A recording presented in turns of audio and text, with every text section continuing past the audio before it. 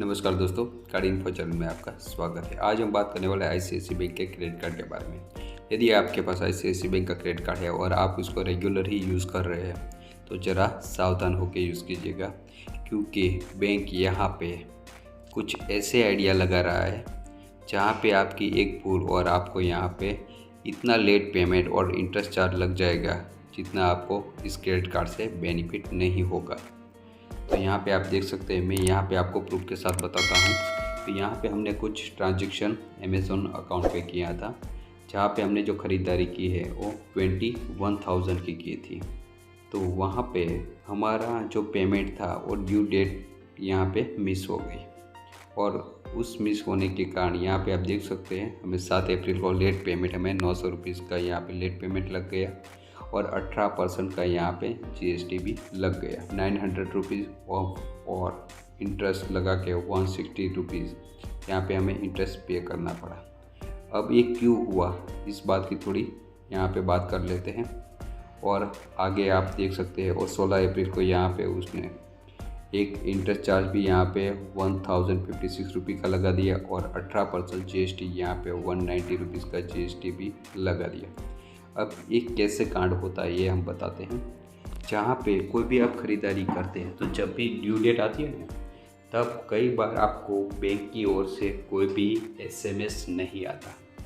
कभी कभी आपको मेल पे भी स्टेटमेंट जनरेट हो जाता है, कभी कभी तो वो भी नहीं आपको मिलता। तो यहाँ पे यदि आपने ड्यू डेट मिस कर दी बैंक की ओर से, ना तो आपको कोई मेल मिला ना तो कोई आपको एसएमएस मिला, और उसके बाद जब भी ड्यू डेट चली जाती है उसके दूसरे ही दिन आपको हर 15 मिनट के बाद कॉल करके बताते हैं कि आपका इतना जो पेमेंट है वो ड्यू डेट इसकी चली गई है और आपको जीएसटी के साथ लेट पेमेंट के साथ इतना पेमेंट आपको करना पड़ता है। हर 15 मिनट के बाद आपको कॉल करके यहाँ पे कॉल करके बताया जाता है कि आपका ये पेमेंट मिस हो गया। तो इस तरह से बैंक अपने कस्टमर को ना एसएमएस करता है, ना तो बैंक जो क्रेडिट कार्ड का जो स्टेटमेंट है वो मेल पर आपको सेंड होता है। यहाँ पे इस बात का फ़ायदा उठा के अपने कस्टमर के पास से लेट पेमेंट और इंटरेस्ट यहाँ पे देख सकते हैं, इंटरेस्ट चार्ज भी यहाँ पे वसूला जा रहा है, जो कि वो 1500 से 2000 के बीच में होता है या तो उससे भी ज़्यादा होता है।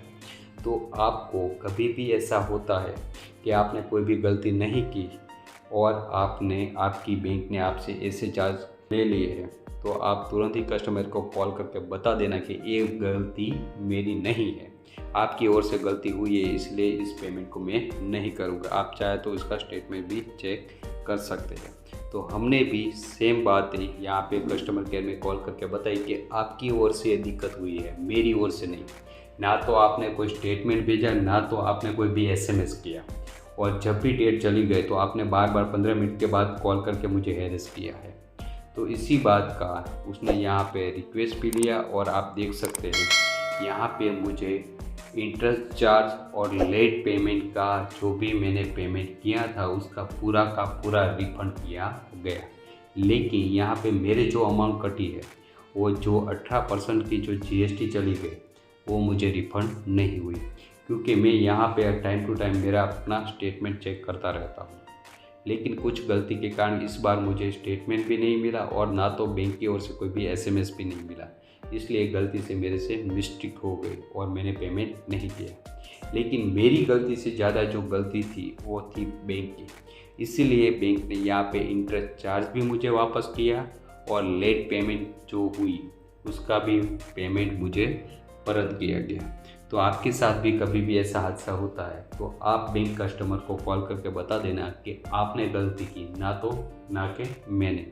तो इसीलिए तो इस तरह से यदि आप देखते हैं तो आपका जो भी एक्स्ट्रा पेमेंट आपने किया होगा उसकी पूरी की पूरी जो अमाउंट है वो आपको वापस मिल जाएगी।